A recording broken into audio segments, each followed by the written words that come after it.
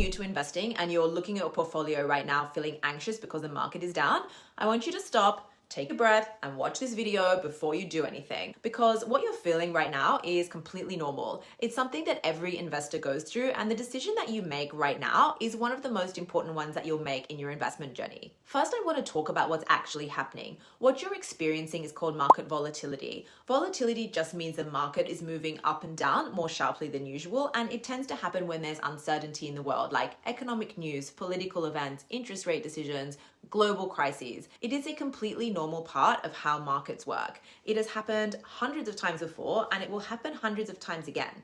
Volatility is not the same as a crash. It is not a sign that the financial system is collapsing. It's just the market processing new information.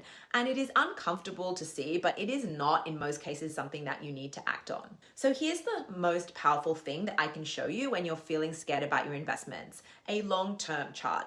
I want you to go and look at the performance of a global index like the VWRP or the S&P 500 going back 20, 30, 40 years. And what you're going to see is that despite every recession, every crash, every crisis, dot-com bubble, COVID, the trends go in one direction over the long term, and that is up.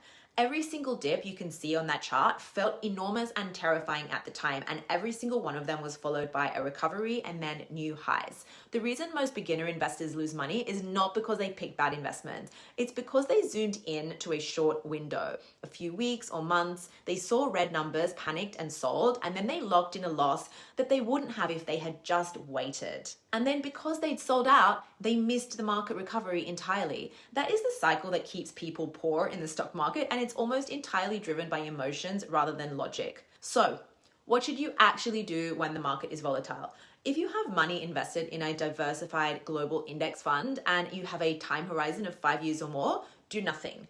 Just sit on your hands, close the app if looking at it is making you anxious, because checking your portfolio every day during volatile times is the investing equivalent of poking at a big bruise. It hurts more every time and it's not helping you. If you have cash you were already planning to invest, this is actually a good time to do it because you're buying shares at a lower price than you would have last month. This is what's called dollar cost averaging, and it's one of the most reliable ways to build wealth over time. You invest regularly regardless of what the market is doing, which means you actually buy more shares when prices are low and fewer when prices are high, and your average cost per share over time ends up being lower than if you tried to time the market perfectly.